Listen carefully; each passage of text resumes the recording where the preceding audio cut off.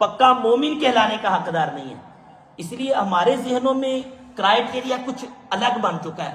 ہم سمجھتے ہیں جب تک کہ بندہ 10 12 15 کرامات نہیں دکھائے گا اس وقت تک وہ ولی نہیں بن سکتا۔ کرامت ہوتی ہے ولی کی، یہ تو قرآن سے ثابت ہے، یہ تو حدیثوں سے ثابت ہے، اس کو ہم بھی مانتے ہیں، اور کثیر کرامات بھی ہیں، لیکن ولایت کا دار و مدار کرامت پر نہیں ہے۔ اللہ تبارک و تعالیٰ نے ولایت کی جہاں بھی بات کی قرآن پاک میں، اپنے نیک بندوں کی، اپنے قرب والے بندوں کی، تو رب تعالیٰ نے وہاں عمل کی بات کی، شریعت کی پابندی کی بات کی۔ معروف آیا کریمہ جس کو ہم سناتے رہتے ہیں، آپ بھی سنتے ہیں، یہ سورہ یونس کی الا ان اولیاء اللہ لا خوف علیہم ولا هم یحزنون۔ اب دیکھیں اس میں اللہ نے کیا فرمایا، اللہ کے ولیوں کو خوف اور غم نہیں ہے، پھر فرمایا کون اللہ کے ولی ہیں، یعنی کہ اللہ نے خود ولی ہونے کی تعریف کی، ڈیفینیشن کی کہ میرا ولی کون ہوگا۔ یا اللہ تو ہمیں بتانا تیرا ولی کون ہوگا۔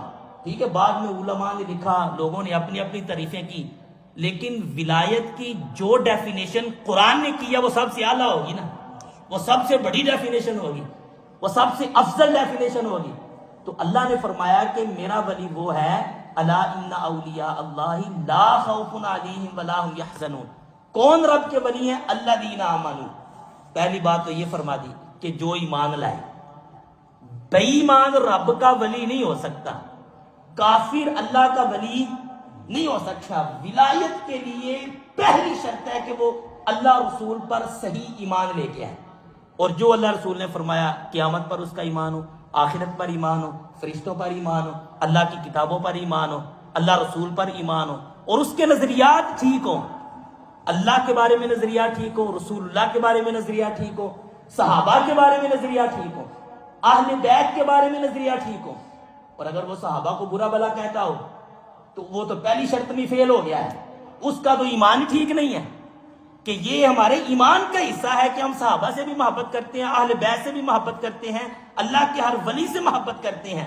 بلکہ ولی تو وہ ہوتا ہے جو ہر مسلمان کو عزت دیتا ہے، ہر مسلمان کو رسپیکٹ دیتا ہے، کسی بھی مسلمان کو وہ گالی نہیں دیتا، اس کے ہاتھ اور زبان سے۔ رسول اللہ کی حدیث ہے بڑی مشہور، آپ نے فرمایا کہ پکا سچا مسلمان وہ ہے جس کی ہاتھ اور زبان سے دوسرا مسلمان محفوظ رہے، اور جس کی زبانوں سے میرے معاویہ محفوظ نہیں ہے، جس کی زبان سے سید ابو بکر صدیق جو خلیفہ اول ہیں، افضل البشر ہیں، وہ محفوظ نہیں ہے، جس کی زبان سے خلیفہ دوم حضرت عمر محفوظ نہیں ہے، جس کی زبان سے خلیفہ سوم حضرت عثمان غنی محفوظ نہیں ہے معاذ اللہ، ان پر وہ تہمتیں باندھتا ہے، طرح طرح کی اعتراضات کرتا ہے، تو ہم گمان کریں کہ ایسا بندہ کہ اللہ کا ولی ہوگا، ایسا بندہ کہ اللہ کی بارگاہ میں مقبول ہوگا؟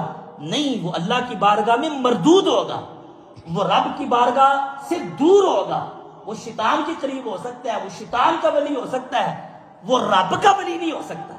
تو پہلی ولایت کی جو شرط اللہ نے بیان فرمائی، الذین آمنوا، ولی وہ ہے جو ایمان لے کے آئے، اور اس کے ایمان میں کسی قسم کا خلل نہ ہو، ہر طریقے سے، ہر انداز سے اس کا ایمان کمپلیٹ ہو، اس کا ایمان پورا ہو، اللہ پر بھی ایمان، اللہ کے رسولوں پر بھی ایمان، فرشتوں پر بھی ایمان، قیامت پر بھی ایمان، جنت و دوزخ پر بھی ایمان، اور پھر صحابہ اور اہل بیت کے بارے میں نظریات درست ہوں، باقیہ لوگوں کے بارے میں جو اللہ نے فرمایا اس کے مطابق اس کے نظریات ہوں۔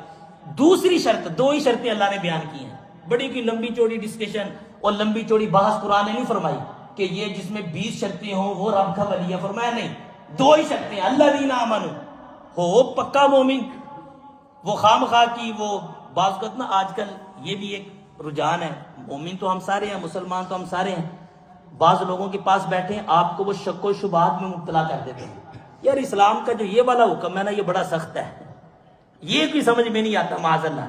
اگر وہ اعتراض کے طور پہ کر رہا ہے پھر تو بندہ سم ٹائم دائرہ اسلام سے خارج ہو جائے گا۔ تو ایمان اس کا پکا ہو بالکل، جو اسلام نے فرما دیا، جو رب نے فرما دیا، لاجک بعد میں، عقل بعد میں، اس کا یہ نظریہ ہو میرے رب نے جو فرمایا وہ حق ہے، وہ انصاف پر مبنی ہے، وہ درست ہے۔ ہاں اس کو لاجک کے ذریعے اگر سمجھ آ جائے تو ٹھیک ہے، لیکن اگر سمجھ نہ آئے تو میری عقل کا قصور ہے، میری عقل اس قابل نہیں ہے کہ وہ اس حکم کو سمجھ سکے، لیکن رب نے یہ حکم صحیح فرمایا ہے اور اللہ رسول کا حکم بالکل ٹھیک ہے۔ دوسری شرط وَقَانُوا يَتَّقُونَ، سبحان اللہ، اللہ فرماتا ہے کہ ولی وہ ہے جو مسلسل کانٹینیو تقوی اختیار کرے، یعنی ایک دن نیک نہ بنے، ساری زندگی وہ متقی بن کے رہے۔ وَقَانُوا يَتَّقُونَ، عربی گرامر کے اعتبار سے یہ کانا کے بعد جب یتقون یعنی مضارع کا صیغہ آتا ہے، فیوچر کا صیغہ آتا ہے، تو اس کا معنی ہوتا ہے کانٹینیو، مسلسل، تسلسل کے ساتھ۔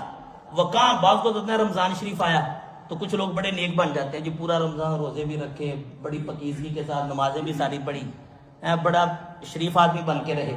جو ہی رمضان گیا عید والے دن ایک نماز بھی نہیں پڑھی، اور پھر پورا سال پتہ ہی نہیں ہے۔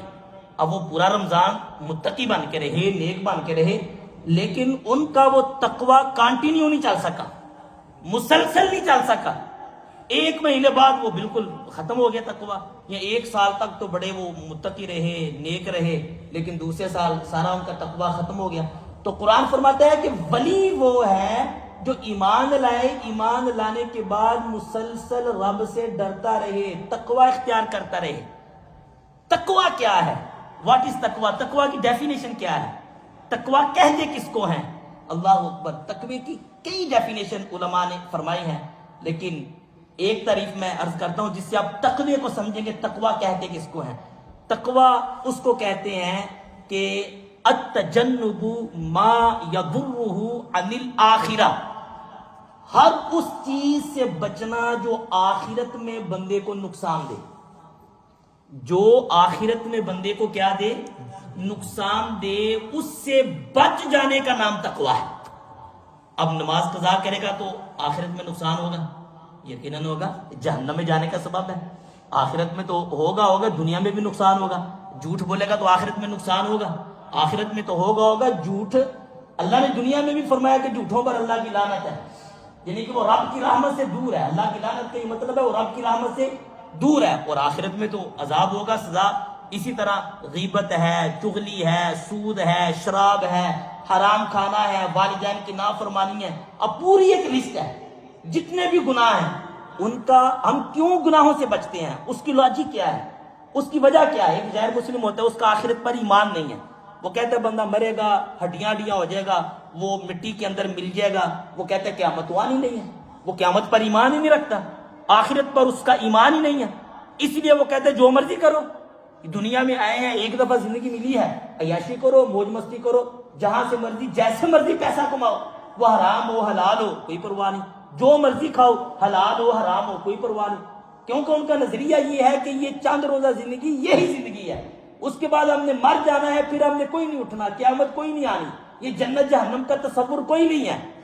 تو وہ ایک غیر مسلم کا نظریہ ہے، لیکن مسلمان کا تو نظریہ یہ ہے کہ نبی کریم علیہ السلام کی حدیث ہے، حضور نے ارشاد فرمایا کہ یہ دنیا قید خانہ ہے، فرمایا دنیا جیل ہے، دنیا قید خانہ ہے۔ اصل جو بندے کی زندگی ہے، بندے کی عیاشی ہے، بندے کی جو انجوائمنٹ ہے، وہ آخرت ہے، وہ جنت ہے۔